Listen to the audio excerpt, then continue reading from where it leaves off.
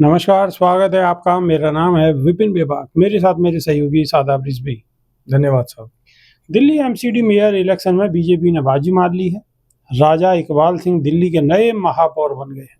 इस चुनाव में बीजेपी उम्मीदवार को 133 वोट मिले हैं।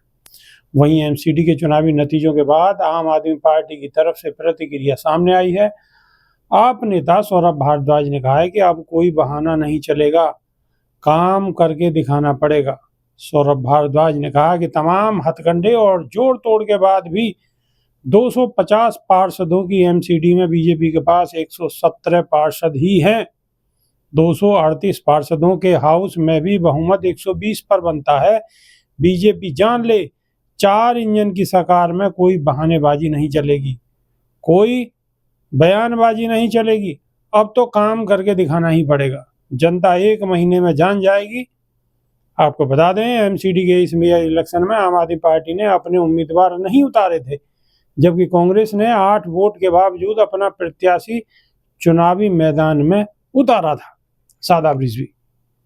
देखिए, एमसीडी का चुनाव जो था ये बड़ा मायने रखता था, क्योंकि जब दिल्ली इलेक्शन हुआ भी, असेंबली इलेक्शन, तो उसके बाद ये कयास लगाए जा रहे थे कि भाई हमें जो है अब एमसीडी में तो काम करने दिया नहीं जाएगा पहले की तरह।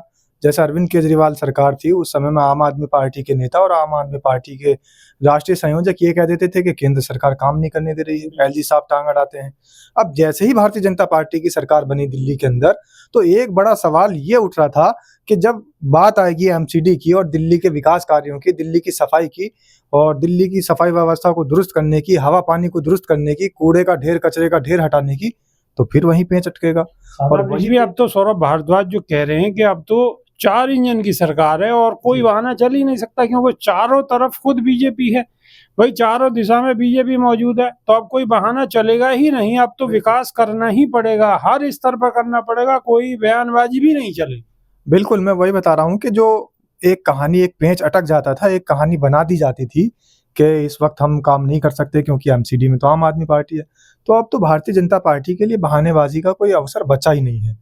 अब सिर्फ काम के लिए बात होगी और सिर्फ काम के लिए भारतीय जनता पार्टी को अपनी कसौटी पर खरा उतरना पड़ेगा। बिल्कुल, अब काम के लिए अपनी कसौटी पर भारतीय जनता पार्टी को खरा उतरना होगा। क्यों?